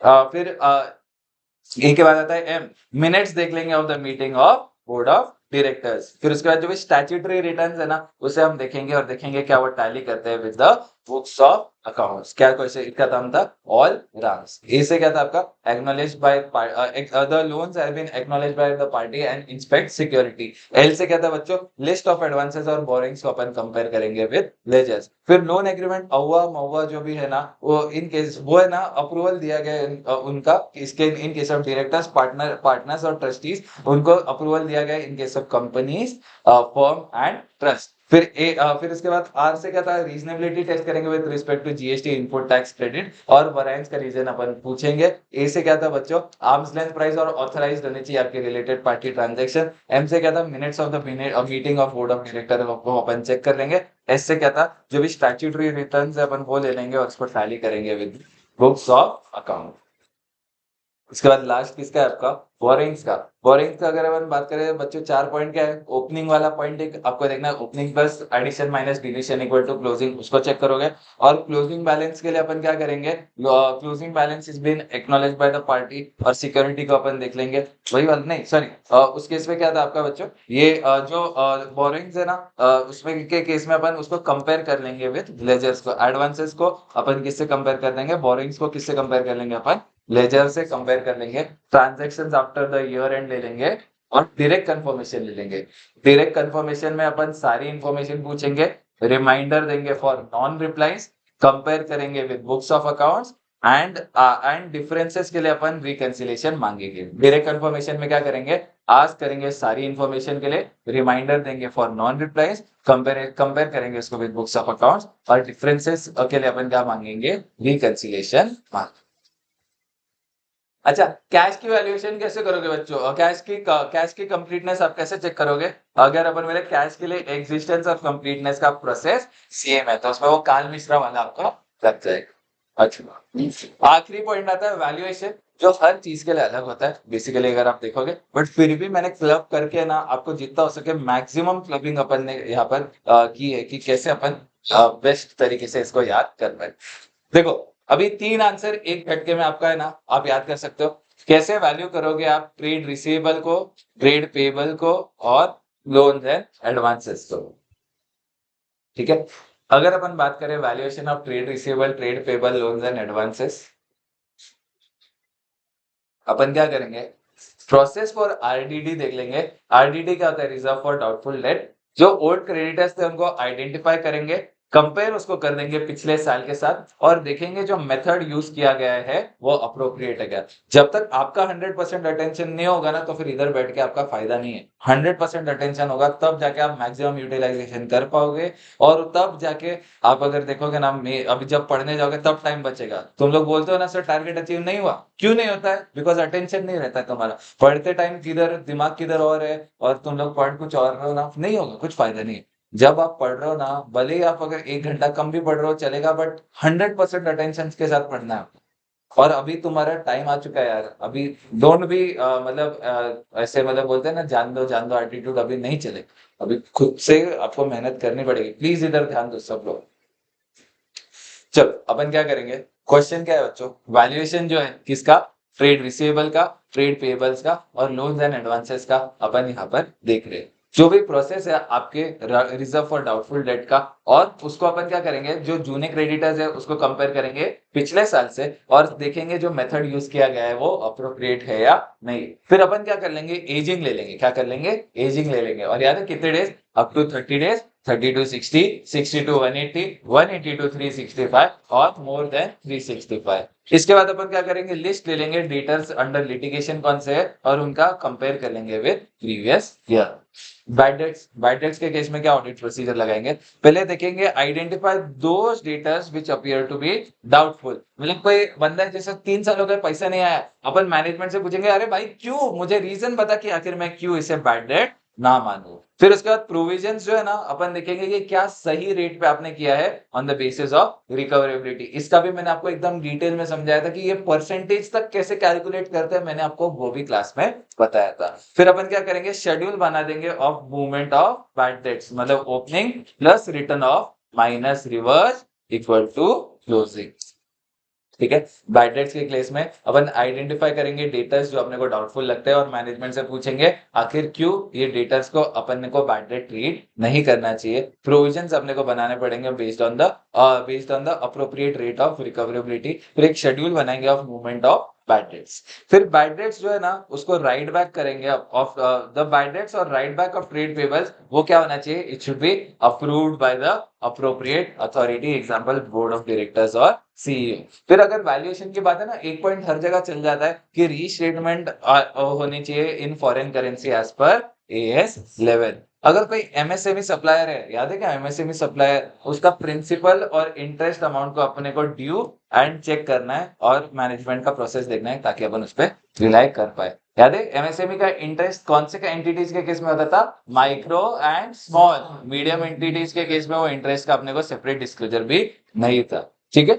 अच्छा, अब बात आती है इन्वेंट्री। अब किसकी बात आती है, इन्वेंट्री के वैल्यूएशन कैसे करेंगे। अब इन्वेंट्री का देखोगे ना, आपका 3 पार्ट होता है इन्वेंट्री का, रॉ मटेरियल हो गया, फिर WIP हो गया, और फिनिश गुड्स हो गया। इन्वेंट्री को पहली बात तो वैल्यू कैसे करते हो आप, AS2 है, पूरा AS2 है, inventory is valued at cost और NRV which ever is lower. और फिर उसके बाद फीफो या तो वेटेड एवरेज मेथड आप यूज करते हो। इन तीनों में से एक क्वेश्चन कभी कभी ऐसे पूछ लेता है कि कैसे आप, अभी जस्ट रिसेंटली इन्वेंट्री का पूछा था कि कैसे शायद रॉ मटेरियल एंड कंज्यूमेबल को आप कैसे मेजर करोगे। तो पहली बात तो आपको रॉ मटेरियल के इनमें क्या क्या चीजें आती है, जो भी डायरेक्ट कॉस्ट होते हैं ना वो इन्वेंट्री के कॉस्ट में आ जाने चाहिए। फॉर एग्जांपल कैरेज इनवर्ड है ना, वो इन्वेंट्री के कॉस्ट में आ जाना चाहिए। जो स्टैंडर्ड कॉस्ट आपने यूज किया है ना, तो आप बेसिस ऑफ स्टैंडर्ड पूछोगे and ask reason for variance. अगर आपने स्टैंडर्ड कॉस्ट यूज किया है तो आप क्या करोगे, स्टैंडर्ड कॉस्ट को यूज करोगे and you will ask reason for variance. Damage या ऑब्सोलीट इन्वेंट्री को वैल्यू करेंगे एट NRV। डैमेज या ऑब्सोलीट इन्वेंट्री को वैल्यू करेंगे एट NRV। दूसरा पार्ट आ जाता है आपका WIP। दूसरा पार्ट आ जाता है आपका WIP। WIP को अपन क्या करेंगे, कौन से स्टेज ऑफ प्रोडक्शन पे उसको वो देखेंगे, और उसके बेसिस पे अपन क्या करेंगे, एस्टिमेट बनाएंगे। असर्टन करेंगे कि कौन से कॉस्ट इंक्लूडेड है, कौन से ओवरहेड्स इंक्लूडेड है, और on the basis of costing और फाइनेंशियल डेटा। जो मटेरियल कॉस्ट है ना उसमें एबनॉर्मल वेस्टेज को अपन क्या करेंगे, एक्सक्लूड कर देंगे। बेसिक बातें है, आपको ये सब आता है ऑलरेडी, अकाउंट्स में पढ़ा है, ऑडिट में भी अपन ने डिटेल में से देखा था। अच्छा, फिनिश गुड्स और गुड्स फॉर सेल। अभी कोई फिनिश गुड्स है या गुड्स फॉर सेल है ना, उस केस में अपन क्या करेंगे, इंक्वायर करेंगे कि कौन से कॉस्ट जो है ना वो include, inquire as to what cost are included and overheads are apportioned based on normal cost. याद है क्या आपको, याद है कि नॉर्मल प्रोडक्शन होता था, फिर ज्यादा अंडर प्रोडक्शन होता था, ओवर प्रोडक्शन होता था। अगर अंडर प्रोडक्शन हुआ है तो अपन क्या करते थे, उसको नॉर्मल प्रोडक्शन के बेसिस पे अपन ओवरहेड्स को रिकॉर्ड करते थे। Inventory is valued at cost और NRV whichever is lower. अगर एनआरवी कॉस्ट से कम है तो रॉ मटेरियल और डब्ल्यूआईपी को भी अपने को क्या करना पड़ेगा, राइट डाउन करना पड़ेगा। अब डेटा, अभी पीपी और इंटेंजिबल एसेट्स की बात आती है बच्चों। पीपी और इंटेंजिबल एसेट्स की अगर अपन बात करें तो उनका अमाउंट सही कब होगा, जब डेप्रिसिएशन और अमोर्टाइजेशन अपने उन पर चार्ज किया है। सारे के सारे एसेट्स पर अपने को क्या करना है, चार्ज करना है डेप्रिसिएशन एंड अमोर्टाइजेशन, और अप्रोप्रिएट रेट पर अपने को चार्ज करना है। अभी देखो मेथड का सकता है based on the future economic benefits कैसे फ्लो करेंगे, एग्जांपल एसएलएम और डब्ल्यूडीवी। और डेप्रिसिएशन के साथ एक और इंपॉर्टेंट चीज क्या है, इम्पेयरमेंट जो है ना एसेट्स का, वो भी अपने को चेक करना है while determining carrying amount as per AS 28। और एक लास्ट इंपॉर्टेंट पार्ट अगर अपन बोले यहाँ पर क्या है बच्चों, यहाँ पे आपका बोरोइंग्स वाला पार्ट। अगर अपने को बोरोइंग्स का चेक करना है वैल्यूएशन, बोरोइंग्स का वैल्यूएशन चेक करना है ना, तो अपने को क्या देखना पड़ेगा, लोन एग्रीमेंट। बोरोइंग्स का वैल्यूएशन चेक करना है, लोन एग्रीमेंट अपने को देखना पड़ेगा, और देखना पड़ेगा कि जो चार्ज उसका रजिस्ट्रेशन हुआ है कि नहीं हुआ है। अगर कोई कंडीशन जो है एग्रीमेंट में वो वेव ऑफ कर दी गई है तो अपन ऑब्टेन करेंगे कंफर्मेशन फ्रॉम द सेम। मैंने आपको ये बताया था कब लोन रीपेबल एट डिमांड हो जाएगा, फिर वो कब करंट हो जाता है, कब उसे नॉन करंट ही मानेंगे। तो अगर वेवर दिया गया है कोई कंडीशन का तो अपने को उसे भी डिटेल में देखना पड़ेगा। लोन्स को प्रॉपरली क्लासिफाई करना है between long term and short term. Amount जो है ना वो किसके लिमिट्स के होना चाहिए, अव्वा और महुआ की लिमिट्स में होना चाहिए। फिर कंप्लायंस होना चाहिए as 18, Ind AS 24, section 180, 185, 186 of the companies act and RBI direction. Cash के केस में वैल्यूएशन की अगर अपन बात करें, सिंपल बात है, क्लोजिंग अगर फॉरेन कैश पड़ा है तो उसको अपन कैसे करेंगे, क्लोजिंग एक्सचेंज रेट पर उसे कर देंगे। ठीक है, प्रेजेंटेशन एंड डिस्क्लोजर इंपॉर्टेंट वाले सब दिए गए आपको यहाँ पर, जो भी इंपॉर्टेंट है। एक दो जो और रहेंगे वो भी आपको दे दूंगा, बट देखो इन द एंड डिस्क्लोजर में अभी मेरा कुछ है नहीं, अगर आपको सच्ची बोलूं, वो जो है लर्निंग है, प्रॉपर लर्निंग है, वो आपको करना पड़ेगा। आपको अगर याद होगा तो मैंने हर एक के लिए छोटी छोटी ट्रिक्स भी दी थी, आप वो ट्रिक्स के बेसिस पे ना याद कर सकते हो। ये मोस्ट टेस्ट इंपॉर्टेंट टेस्ट है, तीन चार और है वो भी डाल दूंगा, तीन चार और डिस्क्लोजर है वो भी ना मैं आपको बता दूंगा। जब आप पढ़ रहे हो ये सब डिस्क्लोजर तो कर दो, बट और तीन चार डिस्क्लोजर है ना, डिटेल्स वाला एक नहीं है शायद इसमें, वो मैं आपको, नहीं है वो भी है। चलो, most of the important disclosure है ना आपको यहाँ पर दिए गए, और क्या चाहिए, ठीक है। अब अगर अपन बात करें यहाँ पर क्या है, utilisation of forward funds and share premium. अगर अपन बोले याद है क्या युगांडा का, तो फिर वो वाले प्रोविजंस अगर कुछ है, फिर अगर अपन ने किया है ये युगांडा का गुंडा वाला प्रोविजन, अगर आपको याद होगा तो एक थे मिस्टर ए, जिनका नाम था, मुझे नाम नहीं पता उनका, ये मिस्टर ए थे, वो क्या थे, युगांडा का, युगांडा का, ए गूगल बोल रहे रे, युगांडा का गुंडा। फॉर एग्जाम्पल ए लिमिटेड नाम की एक कंपनी है, उसको क्या, नहीं सॉरी, डी लिमिटेड नाम की कंपनी है, उसको क्या करना है, पैसा भेजना है। किसको, डी लिमिटेड नाम की कंपनी को पैसा भेजना है, किसको, ये युगांडा का गुंडा को पैसा भेजना है। तो उसने क्या बोला, मैं क्या करता हूँ, ए नाम के एक बंदे को पैसा भेजता हूँ, और ए नाम का बंदा क्या करेगा, युगांडा के गुंडा को पैसा भेज देगा। एक अंडरस्टैंडिंग के साथ लिंक्स दिया है क्या, लोन गारंटी सिक्योरिटी दिया है, विद एन अंडरस्टैंडिंग कि क्या है, वो सीधा का सीधा पैसा किसको दे देगा, अपने अल्टीमेट बेनिफिशियरी को दे देगा। ऐसी अगर ट्रांजैक्शन होती है जो बिना, अगर अपन बोले जो prevention of money laundering act में आपके प्रोहिबिट की गई है, तो उसको ऑडिटर को उसके डिटेल्स बताना पड़ेगा। और दूसरा वाला पॉइंट क्या था यहाँ पर पैसा किसको मिला है, पैसा मिला है आपके डी लिमिटेड को फॉर एग्जांपल, और पैसा मिस्टर ए ने दिया है, वो आपकी दूसरी वाली कंडीशन है।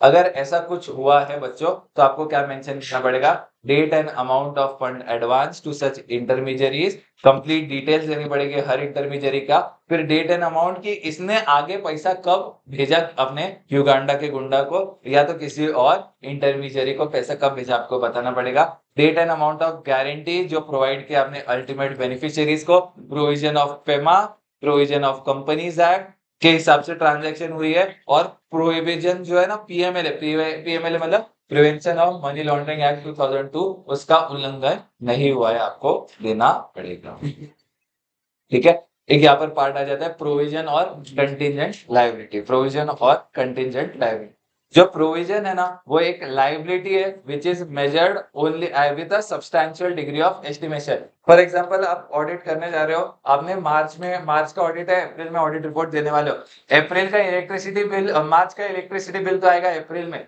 एग्जैक्ट अमाउंट ऑफ बिल कितना है आपको नहीं पता, तो आप क्या बनाओगे उसके लिए प्रोविजन बनाओगे, बट प्रोविजन आप बनाओगे with substantial degree of estimation, आप इजीली उसको बता सकते हो, अमाउंट आप क्या कर सकते हो गेस थोड़ा बहुत कर सकते हो।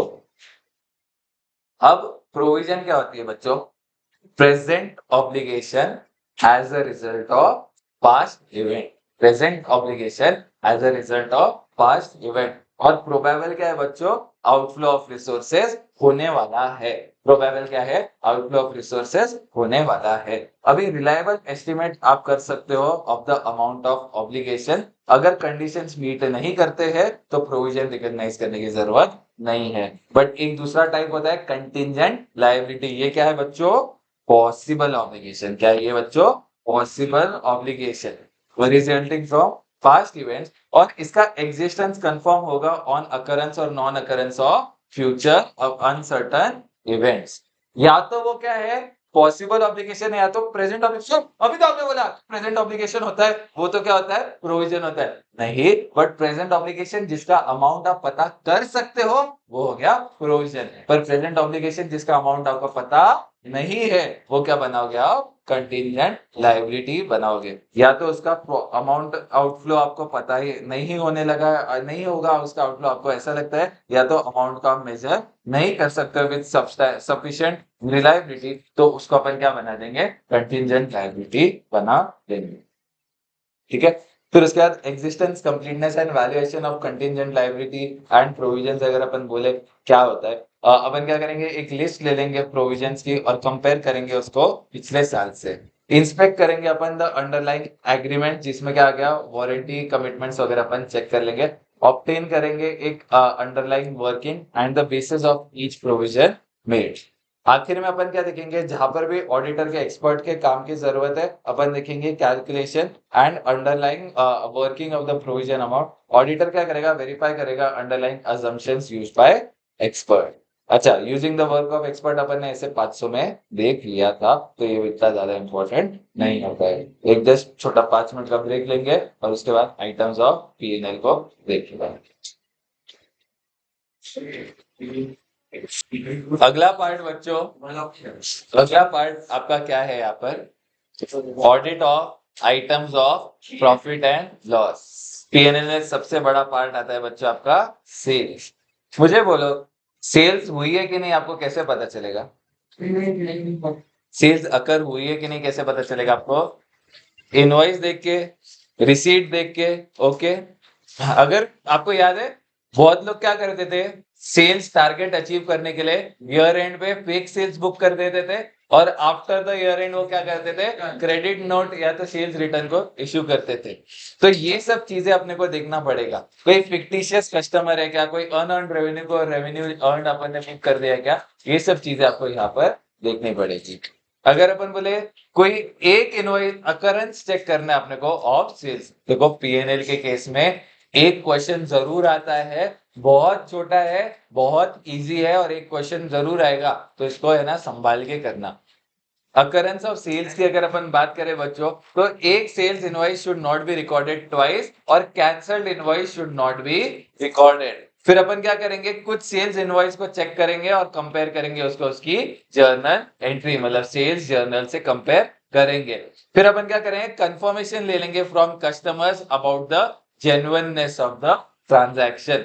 फिर इसके बाद कोई भी फिक्टिशियस कस्टमर्स है ना जिनको रिकॉर्ड किया है, अपन देख लेंगे कि कोई भी फिक्टिशियस कस्टमर को रिकॉर्ड नहीं करना चाहिए सर्वेश जी। फिर उसके बाद अपन क्या करेंगे, जो भी शिपमेंट्स है ना, they should be which were done without the consent and agreement of customer. मतलब आपने क्या कर दिया, गुड्स डिलीवर कर दिए, कस्टमर ने 100 गुड्स मांगे, आपने 150 गुड्स दे दिए ना, तो वो आपको क्या करना पड़ेगा, कुछ भी shipments which were done without the consent and agreement of customer है ना, तो at year end to include sales, उसको आपको क्या करना पड़ेगा, चेक करना पड़ेगा। फिर उसके बाद जो अनअर्न रेवेन्यू है ना, उसको अर्न ट्रीट कर लिया, मतलब कोई एडवांस में 3 साल की रेवेन्यू मिली थी, उसको सीधा आपने अर्न कर दिया, तो फिर उसको भी आपको क्या करना पड़ेगा, चेक करना पड़ेगा। फिर उसके बाद कुछ भी सब्सटैंशियल अनसर्टेनिटी रिगार्डिंग कलेक्टिबिलिटी है, उसको आपको चेक करना पड़ेगा। और आखिर में कस्टमर ऑब्लिगेशन जो कंटिंजेंट है ऑन अदर एक्शन, इसको क्या करना पड़ेगा, आपको चेक करना पड़ेगा। फटाफट से एक बार इसको रीड करो, अकरेंस वाले पार्ट।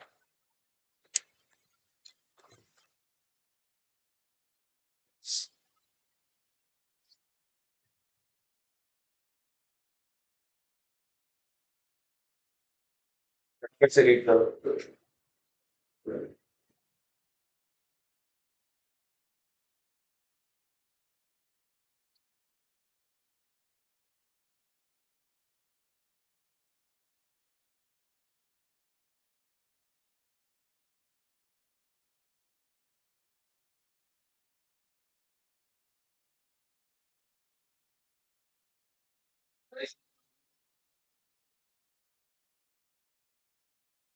रीजनेबिलिटी, हाँ हाँ, बोल तो सकते हैं बट यार जेन्युइननेस कर देंगे वो, बट अपन है ना यहाँ पर जितना उन्होंने बोला है ना उतना देखो, मतलब आप जो बोलो ना 100% सही है। मतलब अगर उन्होंने जीएसटी रिटर्न में नहीं बताया वो चीज और बुक्स में बताया, मतलब कुछ ना कुछ गड़बड़ हो सकती है। ठीक है, चलो पढ़ लिया सिद्धि मैडम। चलो हाँ, ट्राइमैक्स नहीं पढ़ने बोला था मैंने आपको, आपको अकरेंस पकड़ने पढ़ने बोला था। हाँ हाँ कोई बात नहीं। दूसरा क्वेश्चन क्या है आपका बच्चों, कंप्लीटनेस। दूसरा क्वेश्चन क्या है आपका, कंप्लीटनेस। आपका सेल्स की कंप्लीटनेस चेक करनी है, तो आप कैसे चेक करोगे। पहली बात तो जो भी कट ऑफ प्रोसीजर्स है ना, कट ऑफ प्रोसीजर्स को आपने देखना पड़ेगा कि रेवेन्यूज है ना उनके साथ कोई भी छेड़छाड़ नहीं हुई है, कोई भी टैंपरिंग नहीं हुई है।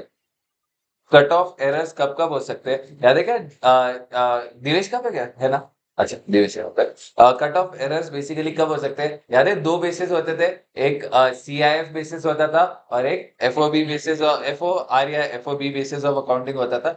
देखो रेवेन्यू कब रिकॉर्ड करनी चाहिए, जब सारे रिस्क एंड रिवॉर्ड आपके ट्रांसफर हो चुके हैं, तब आपको क्या करनी चाहिए, रेवेन्यू बुक करनी चाहिए। मतलब जो सेल्स इनवॉइस है ना, वो जनरेट करने चाहिए ऑन द डेट जहां पर रिस्क एंड रिवॉर्ड ट्रांसफर हो गए, रादर देन द डेट जहां पर क्या हुआ है, इनवॉइस आपने इशू की है।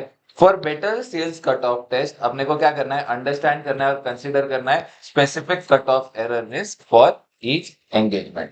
ऑडिटर क्या करेगा, ऑडिटर इस साल के एंड के बाद वो देखेगा कोई भी क्रेडिट नोट्स वेरीफाई, कुछ भी क्रेडिट नोट्स है ना उसको वेरीफाई करेंगे, ताकि अपने को पता चल जाए जो भी फिक्टिशियस सेल्स हुई है, जो भी फेक सेल्स हुई है, ताकि वो परफॉर्मेंस टारगेट मीट कर पाए। वो क्या करेंगे, इस साल ज्यादा सेल्स कर लेंगे। फॉर एग्जांपल इस साल का अगर अपन बोले संस्कृति मैडम 10 करोड़ का टारगेट है, इस बार 9 करोड़ हो चुका है, मार्च तक 9.5 करोड़ टोटल होगा, तो इन्होंने क्या किया, 60 लाख की एक्स्ट्रा सेल्स बुक कर दी और उसको है ना मार्च के महीने में बुक किया और उनको क्या किया, जून के महीने में जाके रिवर्स कर दिया। तो परफॉर्मेंस टारगेट मीट करने के लिए ना आप क्या कर लो, एक बार post year end credit notes check कर लेना। Trace from shipping documents to sales journal. फिर इसके बाद देखो कि जो क्वांटिटी अपीयर कर रही है सेल्स रजिस्टर में, और उसको रिकंसाइल कर दो टोटल सेल्स या goods dispatch as per stock records and financial records and statutory records. अब जो जीएसटी है ना, जब मैंने आपको बोला था जीएसटी जो जीएसटीआर 1 रहता है, उसमें आपको सारे डिटेल्स बताने पड़ते हैं जीएसटीआर 1 में कि कितना सेल्स किया आपने, कितना आईटीसी है। अभी सेल्स वाली बात है ना, जो सेल्स आपने जीएसटी रिटर्न में बताई है और जो सेल्स आपकी बुक्स ऑफ अकाउंट्स में है, वो दोनों मैच होनी चाहिए। Review GST tax and GST return and see that the same are reconciled with the revenue as per PNL account. फिर आप क्या करोगे, रीजनेबिलिटी चेक करोगे by applying applicable rate of the gross sales value. मतलब for example मेरे सारे products पे 18% GST लगता है, तो मेरा टोटल जीएसटी कितना, मेरा टोटल सेल्स था, मैंने बोला टोटल जीएसटी मैंने पे किया है फॉर एग्जांपल 18 करोड़, तो मेरी टोटल सेल्स क्या हो जाएगी 18 करोड़ डिवाइडेड बाय 18% हो जाएगी 100 करोड़ सेल हो जाएगी। ऐसी रीजनेबिलिटी टेस्ट भी मैं क्या कर सकता हूँ, यहाँ पर ट्राई कर सकता हूँ। अगला है मेजरमेंट ऑफ सेल्स। मेजरमेंट में ट्रेल फॉर सेल्स में अपन पहली बात कुछ ट्रांजैक्शन को इंसेप्शन मतलब स्टार्ट टू एंड अपन क्या करेंगे, चेक करेंगे। इसके बाद जो एक्सपोर्ट सेल्स है ना, एक्सपोर्ट सेल्स के केस में अपन वैल्यूएशन चेक करेंगे एज पर एएस 11। इसके बाद अपन क्या करेंगे, जो नया मैडम अपन चेक करेंगे जो क्लाइंट के ऑपरेशंस है ना वो किसके हिसाब से होने चाहिए, गैप मतलब जनरली एक्सेप्टेड अकाउंटिंग पॉलिसीज के हिसाब से होना चाहिए। देखेंगे सेल्स रेवेन्यू रिकॉग्निशन कैसे हो रहा है versus percentage of completion method, जो भी अपन चेक कर लेंगे। फिर जो रेट ऑफ सेल्स है ना उसको अपन कंपेयर करेंगे विद रिलेटेड पार्टीज और देखेंगे कि देखो रिलेटेड पार्टी वाला पॉइंट आया तो दो चीज आ जाएगी, आर्म्स लेंथ पे होना चाहिए और प्रॉपर्ली ऑथराइज होना चाहिए। डिस्क्लोजर्स तो आप लोग खुद से ही करोगे। अच्छा, ऑडिटर को क्या चाहिए, क्लियर अंडरस्टैंडिंग चाहिए about the organisation and its revenue और रेवेन्यू सेंटर्स। वो आपको एक क्वेश्चन दिया गया है, वो आप पे पढ़ लो। हाँ, इसमें बोल नहीं सकते बेटा कौन सा आएगा अभी यहाँ पर। हाँ यस। अच्छा, अभी अदर इनकम की बात करें, अदर इनकम में क्या क्या आता है, डिविडेंड, फिर उसके बाद इंटरेस्ट और उसके बाद क्या आता है जो आपने इन्वेस्टमेंट सेल किए और प्रॉफिट में सेल किए, ये अदर इनकम का पार्ट बन जाते हैं। इतना चिल्लर क्वेश्चन आता है ना एग्जाम में ये। डिविडेंड कब बुक करोगे, जब right to receive dividend has been established. Right to receive dividend कब एस्टैब्लिश होगा बच्चों, पहली बात तो अगर अपन बोले पहली बात तो अगर अपन बोले प्रोबेबल है कि अगर अपन जो इकोनॉमिक बेनिफिट्स है ना वो फ्लो करेंगे एंटिटी को and the amount can be measured reliably, इस केस में अपन डिविडेंड की इनकम बुक करेंगे। इंटरेस्ट को कैसे बुक करेंगे, कैश बेसिस की अक्रूवल बेसिस, अक्रूवल बेसिस पे बुक करेंगे, मतलब टाइम प्रोपोर्शन बेसिस पे अपन इंटरेस्ट को बुक करेंगे। फिर गेन और लॉस ऑन इन्वेस्टमेंट अपन कैसे बुक करेंगे, जब आपका ट्रांसफर हो गया टाइटल, जितने भाव में बेचा और जितने भाव में खरीदा उन दोनों का जो डिफरेंस है वो अपन कहां पर डाल देंगे, गेन और loss on sale of investment में डाल देंगे। इतनी सी बात नहीं बोल रहे। अभी इंटरेस्ट ऑन फिक्स डिपॉजिट रहा ना, उसको देखो वापस से इसको अच्छे से अपन ने स्क्रिबल किया था अगर आपको याद होगा तो। पहली बात तो जितने भी एफडी थे, एफडी ओपन किए, उस पे देखो इंटरेस्ट कैसे कैलकुलेट करते हो, मैंने बोला प्रिंसिपल इनटू पीरियड मतलब number of days divided by 365 into interest rate, ठीक है। अभी यही सब चीजों को अपन क्या करेंगे, अपन देखेंगे। अच्छा, एक लिस्टिंग ले लेंगे of FD open during the year along with applicable interest rate और जो अमाउंट आउटस्टैंडिंग था उसको देख लेंगे। जो इंटरेस्ट कैलकुलेशन है ना उसके अरिथमेटिकल कैलकुलेशन चेक कर लेंगे। अपन क्या करेंगे, रिकम्प्यूट कर देंगे इंटरेस्ट, मतलब अपन मल्टीप्लाई करेंगे deposit amount by applicable rate and number of days. जो अपन ने ये किया उसको अपन क्या करेंगे, चेक करेंगे। फिर जो डिपॉजिट्स आउटस्टैंडिंग है ना उसके लिए अपन क्या करेंगे, डायरेक्ट कंफर्मेशन ले लेंगे, किससे, बैंक्स और फाइनेंशियल इंस्टीट्यूशन से।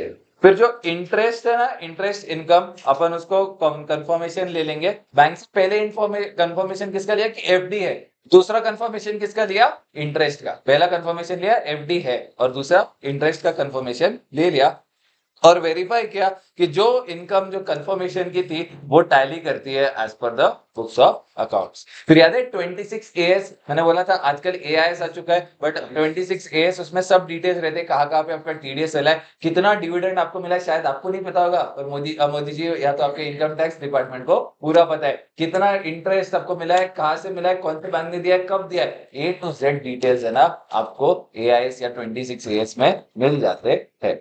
डिविडेंड को अपन करेंगे only when right to receive dividend has been established. Gain और loss on sale of mutual funds या इन्वेस्टमेंट को अपन क्या कब करेंगे, ट्रांसफर हो चुका है टाइटल और जो डिफरेंस है मतलब जिस भाव में खरीदा और जिस भाव में बेचा उनका डिफरेंस को अपन गेन और लॉस में बुक कर देंगे, ठीक है। डिस्क्लोजर तो आपको पता है, आपको खुद से ही करना है। और ये देखो याद है क्या, इनकम टैक्स का कोई क्या आता है, क्लॉज ए। चल अच्छा, परचेस। अभी परचेस को कैसे चेक करेंगे, परचेस में भी अगर अपन बात करें थोड़ा इंट्रोडक्शन वाला है। पहले तो अगर देखें ऑडिटर को अंडरस्टैंडिंग चाहिए अबाउट द ऑर्गेनाइजेशन और उसके यहाँ पे इंपॉर्टेंट क्या है बच्चों, प्रोडक्शन सेंटर। ऑडिटर को आइडेंटिफाई क्या करना है, क्या क्या कंट्रोल पॉइंट्स लगाए गए हैं ओवर परचेस। ऑडिटर टेस्ट करेगा कंट्रोल्स जो सेटअप किए फॉर परचेस साइकिल और डिटरमाइन करेगा वेदर दे आर इफेक्टिव और नॉट। अगर कंट्रोल्स इफेक्टिव है तो ऑडिटर क्या कर देगा, रिड्यूस कर देगा एक्सटेंट ऑफ सब्सटैंटिव टेस्टिंग। याद है कि आपको 3 वे मैच आपको बोला था करना पड़ता है। पहली बात तो पूरा प्रोसेस समझाया था A to Z। पहली बात तो क्या होगा, आपका PI होगा, परचेस इंडेंट क्रिएट होगा, परचेस रिक्वेजिशन क्रिएट होगा, परचेस रिक्वेजिशन के बाद वो क्या जाएगा, कोटेशंस लिए जाएंगे, कोटेशंस के बाद परचेस ऑर्डर लिया जाएगा, परचेस ऑर्डर के बाद क्या होगा, आपका गुड्स रिसीट नोट होगा, गुड्स रिसीट नोट के बाद इनवॉइस होगा, इनवॉइस के बाद क्या होगा, आप फाइनली गुड्स के लिए जो पेमेंट थी वो पेमेंट कर लोगे। अब ये सब डॉक्यूमेंट्स को आप क्या करोगे, सैंपल बेसिस पर चेक कर लोगे। PO, GRN, purchase invoice, inward gate register, reconciliation statement, इनको सैंपल बेसिस पे आप क्या करोगे, चेक कर लोगे। सब्सटैंटिव ऑडिट प्रोसीजर्स लगाओगे आप क्या, performing substantive audit procedure is must. Substantive audit analytical procedure में क्या आ गया, comparison with previous trend analysis, comparison with previous accounting period, category wise purchase, compare करेंगे क्लाइंट रिकॉर्ड परचेस रिकॉर्ड्स के साथ। फिर उसके बाद अपन क्या करेंगे, कह रहे अरे वो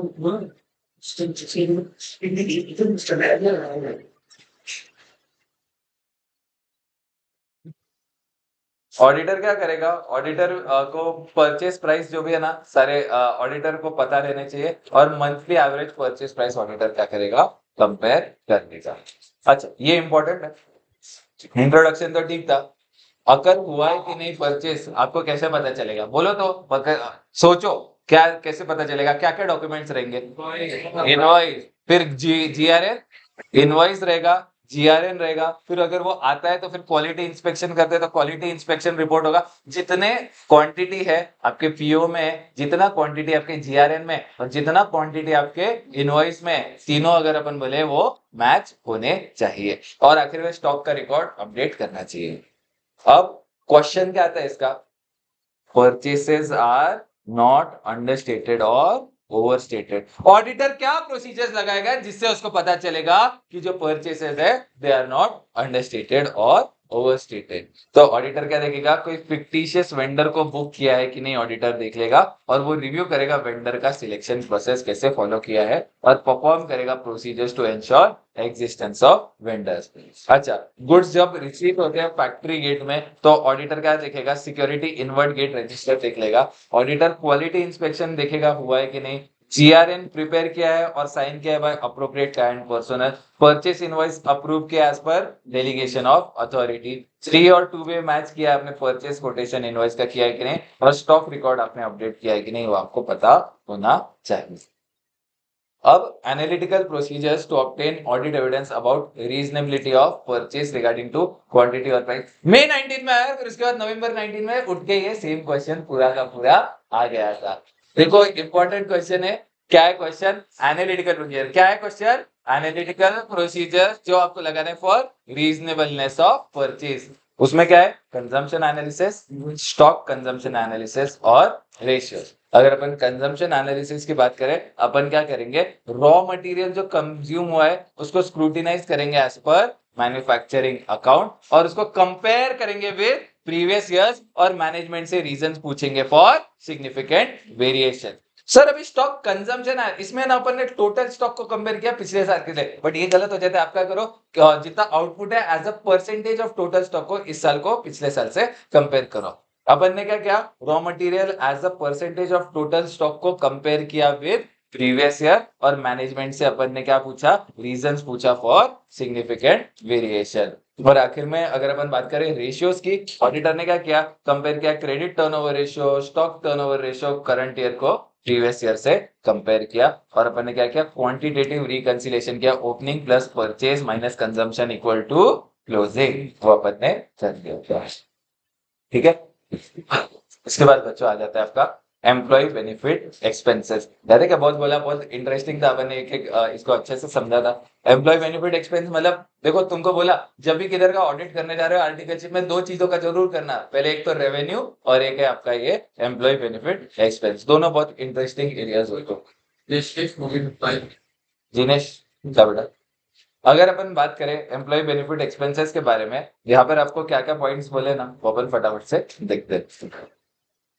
ऑडिटर को क्या करना है, क्लियर अंडरस्टैंडिंग लेनी है ऑर्गेनाइजेशन का क्या हायरिंग, अप्रेजल और रिटायरमेंट प्रोसेस है, ऑडिटर को वो समझना पड़ेगा। ऑडिटर क्या करेगा, ऑडिटर टेस्ट करेगा कंट्रोल्स जो एंटिटी ने लगाए हैं अराउंड एम्प्लॉय बेनिफिट पेमेंट्स, और डिटरमाइन करेगा कि जो कंट्रोल्स चिन्मय जी लगाए हैं, पारिक जी लगाए हैं, वो कितने इफेक्टिव थे, ऑडिटर को वो देखना पड़ेगा। फिर इसके बाद अगर अपन देखें, ऑडिटर को लगता है अगर कंट्रोल्स इफेक्टिव है तो वो सब्सटैंटिव टेस्टिंग को क्या कर देंगे, रिड्यूस कर देंगे। ऑडिटर को लगता है कंट्रोल्स इफेक्टिव है तो वो सब्सटैंटिव टेस्टिंग को क्या कर देंगे, रिड्यूस कर देंगे। Internal controls over employee benefit expenses auditor देखेगा। ऑडिटर उनमें क्या क्या चीजें देखेगा, कैसे मेंटेन करते हैं वो, आपका accounting records, employee master, authorisation and approval वगैरह ऑडिटर देख लेगा। ठीक है, ऑडिटर क्या करेगा, सैंपल बेसिस पे appointment letter, appraisal letter, attendance records, HR policy, employee master, ये सब चीजें देख लेगा। अच्छा, उसके बाद सब्सटैंटिव ऑडिट प्रोसीजर लगाना ऑडिटर का यहाँ पे मस्ट है। ऑडिटर मंथली एक्सपेंस रीजनेबिलिटी को कंपेयर कर देगा with the previous accounting period और उसका ओवरऑल ट्रेंड कंपेयर कर देगा विद द इंडस्ट्री। अच्छा, ये तब ठीक था, बट क्वेश्चन अगर अपन देखें कि या नहीं, ये वाले पे ही आपका क्वेश्चन आता था कि मतलब ऑडिटर कैसे चेक करेगा हायरिंग, अप्रेजल और रिटायरमेंट प्रोसेस। देखो कंप्लीटनेस, अकरेंस एंड मेजरमेंट इतना बड़ा है ना, आईसीएस जनरली पूछेगा नहीं आपका, है ना। ये एग्जाम में क्वेश्चन क्या आता है, देखो क्वेश्चन ये ऑडिटर कैसे चेक करेगा हायरिंग, अप्रेजल और रिटायरमेंट प्रोसेस। इसलिए देखो मैट्रिक्स भी आपकी इतनी बढ़िया बनी है कि हर आइटम ऑफ फाइनेंशियल स्टेटमेंट के क्वेश्चंस बाइफरकेट करके दिए आपको। तब आप क्या करोगे, ये आइटम पढ़ा उसका क्वेश्चन क्या आता है, फॉर एग्जांपल डेटर्स पढ़ा उसके क्वेश्चन क्या आते हैं, हमने कैश पढ़ा उसके क्वेश्चन क्या आते हैं, सब है ना 1 to 1 आप कर पाओ, इतना आपको सुविधा देकर रखी है। ठीक है, ये जो है ना कंप्लीटनेस, अकरेंस, मेजरमेंट, ये थोड़ा क्या है, लेस इंपॉर्टेंट, बट इसमें भी अपन ने अच्छे से देख लिया। अच्छा, राइट फॉर 20 मार्क्स है बेटा, वेरी गुड। इसके बाद अगर अपन बात करें किसके बारे में, ऑडिट फ्यूजन पे आ जाते हैं। देखो लास्ट का पार्ट है ना, उसका जस्ट आपके बुक में नहीं है, वो समरी नोट्स में उतना सा है ना, जस्ट फ्यूजन से कर लेना। डेप्रिसिएशन का पे इधर है, हाँ। देखो डेप्रिसिएशन है ना, अभी डेप्रिसिएशन क्या सिखाओ तुमको। डेप्रिसिएशन अगर अपन बोले वो क्या होता है, जैसे इफ्लक्स ऑफ टाइम, ऑब्सोलिसेंस की वजह से ना एसेट का भाव क्या हो जाता है, कम होते जाता है, जिसे आर्यन हमका बोलते हैं। लड्डा फोन दे, फोन है ना उधर, किसका है, क्यों यूज कर रहा है,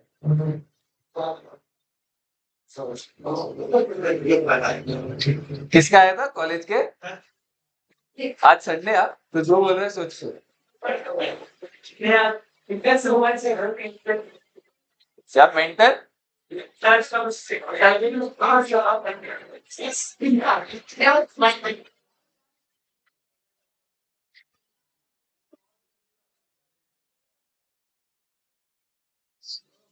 ए बाकी सब तुम लोग क्यों टाइम पास कर रहे हो इसमें।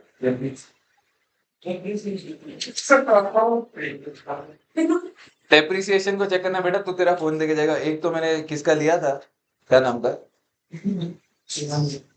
किसका लिया था अभी, संस्कृति, तूने ले लिया वापस।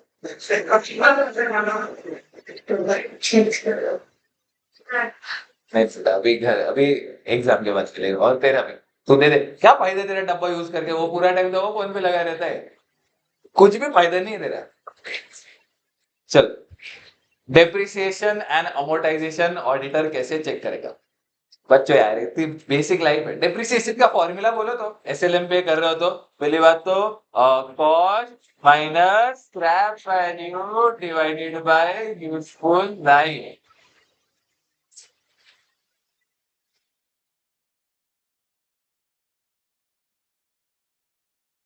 चलो, ऑडिटर डेप्रिसिएशन कैसे चेक करेगा आपको यहाँ पर बोला गया है। तो अभी पहली बात तो अंडरस्टैंड करेगा अकाउंटिंग पॉलिसी क्या है, कि एसएलएम यूज कर रहे हैं, डब्ल्यूटीवी यूज कर रहे हैं, उसके अपने को क्या करना पड़ेगा, अंडरस्टैंडिंग लेनी पड़ेगी। फिर उसके बाद देखेंगे ऑडिटर जो है ना, जो प्रोविजंस ऑफ कंपनीज एक्ट है उसका पालन किया है कि नहीं। जैसे शेड्यूल 2 में आपको क्या बताया, आपका लाइफ ऑफ एसेट्स। फिर उसके बाद जो अकाउंटिंग पॉलिसी है ना, it should B consistently used और चेंज जो है ना अप्रोप्रिएटली डिस्क्लोज किया होना चाहिए।